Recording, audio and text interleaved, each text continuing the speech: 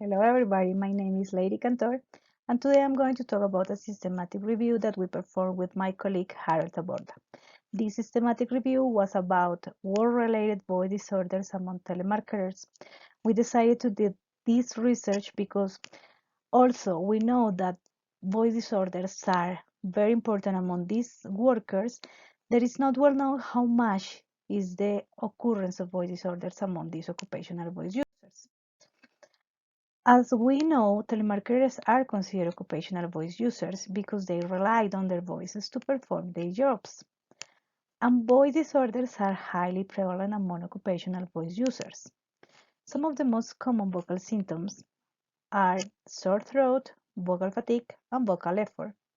And some of the working conditions that are associated with the occurrence of voice disorders, as in other occupational voice groups, are the ergonomic conditions, such as the chair or the microphone or those elements that we will use during the performing of our task, the temperature levels, environments that are too cold or too warm, the acoustic conditions, the dust conditions, and the stress levels that these workers can be exposed to during their job.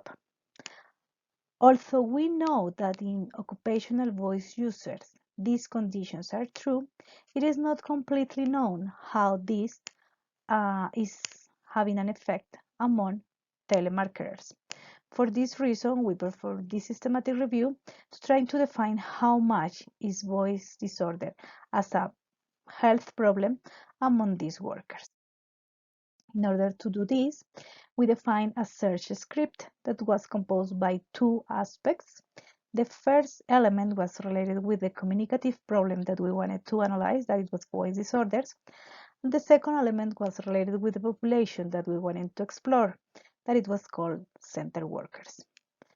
We did the screening of the titles and abstracts to define which titles we would include for full text reading.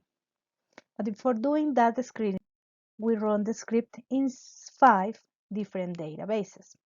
3 of these databases, PubMed, ScienceDirect, and Scopus, were used to recruit as many papers as possible in English, and 2 of these databases, Cielo and Biblioteca Virtual en Salud, were used to obtain as many papers as possible in Portuguese and in Spanish.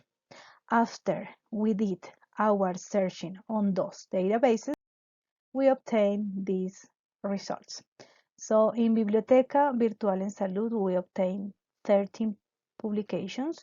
In PubMed, we obtained 6, in Cielo 3, in ScienceDirect 50, and in Scopus 15, for a total of 87 titles. Among these 87, 22 were duplicated, 5 were books, and 5 more were content list.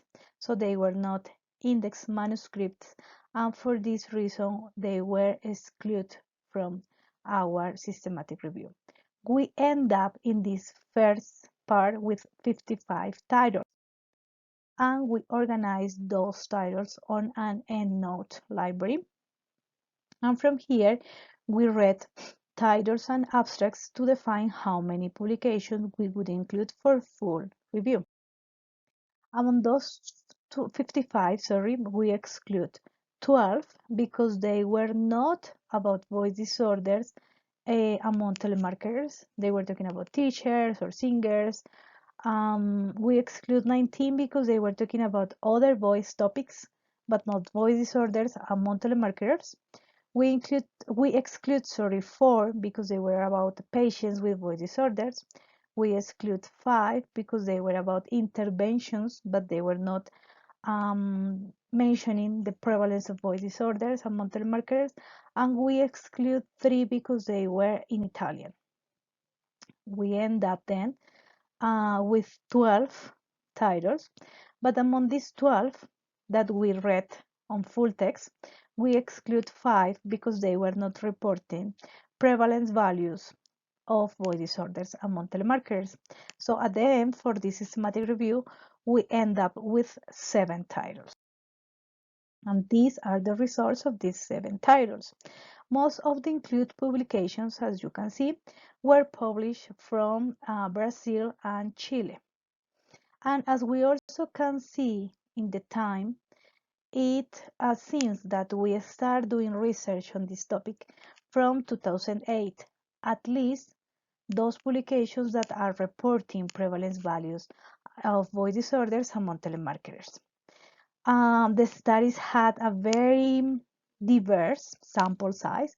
We had the small studies with 39 participants, but we also had bigger numbers with or bigger studies with bigger number of participants with around 1,000 participants. All the included studies had males and females as part of the populations. Talking about prevalence, what we found was that depending on the definition of voice disorder, the prevalence can range from 30 to 80%. And most of the studies were talking about either hoarseness or voice symptoms. All these studies, 6 out of 7, were talking about self-reported symptoms, and just one study, that was a Brazilian one, was reporting was defining the voice disorder, from a perceptual assessment of the speech language pathologies. Then, when we analyzed the quality of these studies, unfortunately, we found that most of the studies had a weak quality score. This means that they were not reporting most of the information needed to replicate these studies, and that factor was reducing the quality of the publication. So in conclusion, we can say that this review shows that voice disorders are an important health problem among telemarketers with a prevalence that is ranging between 30% to 80%. Prevalence of voice disorders among telemarketers had a large variation, with prevalence of hoarseness between 33% to 80% among males. That 80% value was among males, and most of the studies, around 50%, were scored with weak quality score due to low scores on study design. All these studies were cross-sectional studies except one that was a cohort study. Blinding of the participants. In all the studies, participants knew the aim of the research, which can add bias to the results, and control of the confounders. Confounders control were not described in the publications. So considering that one of the biggest weaknesses of these publications were the study design, we recommend longitudinal studies in order to get more insight about the natural history of voice disorders among telemarketers. These are some of the references that we use, and we would like to thank the Voice Foundation for organizing this online Voice Symposium 2020. If you have any questions, please do not hesitate to contact me. Thank you very much.